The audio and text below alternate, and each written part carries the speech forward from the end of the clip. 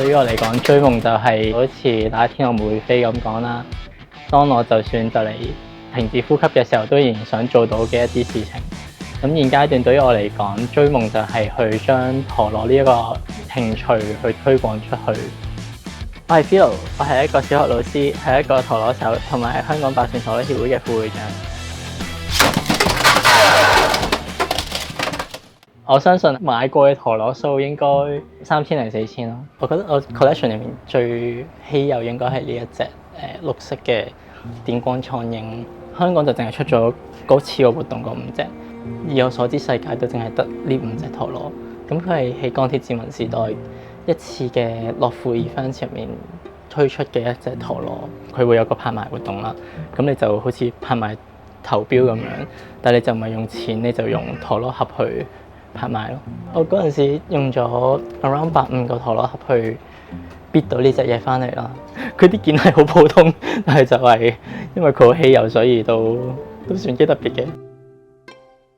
玩陀螺就02、03年，咁然之後就一直到玩到依家。咁08年嗰一期嘅鋼鐵戰魂就會係玩得最投入嘅一段時間。咁嗰陣時就真係差唔多個個禮拜都會出去玩比賽，會去追獎品咁樣。嗰一期正值係擊爆戰魂嘅時代。咁嗰陣時官方嘅比賽喺星期6日咧係冇大人嘅比賽，即係12歲以上嘅玩家嘅比賽嘅。咁我哋就覺得呢一樣嘢好 unfriendly。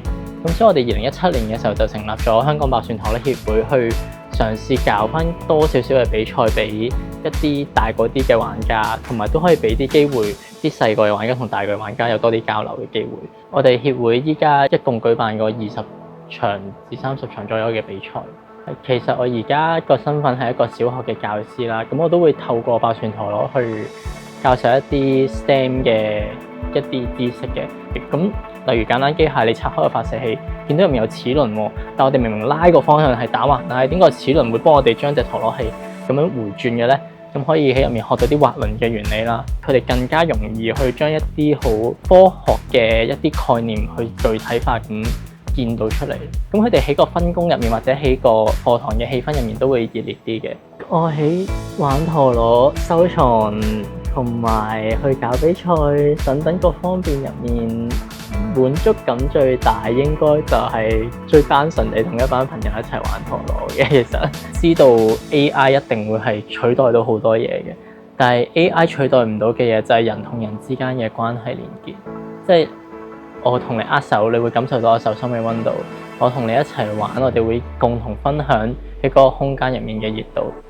但係陀螺無可取代嘅位就係我哋嗰一下拿隻陀螺上手，我哋會痛；我哋飛隻陀螺去人哋度，人哋會隻手會瘀；我哋嗰一下會有好激烈嘅碰撞。咁呢一啲嘢就係點解好似籃球、好似足球咁樣，你唔會俾 AI 取代到。你拉隻陀螺嗰一種嘅滿足感，或者嗰一種嘅成就感嚟得爽快。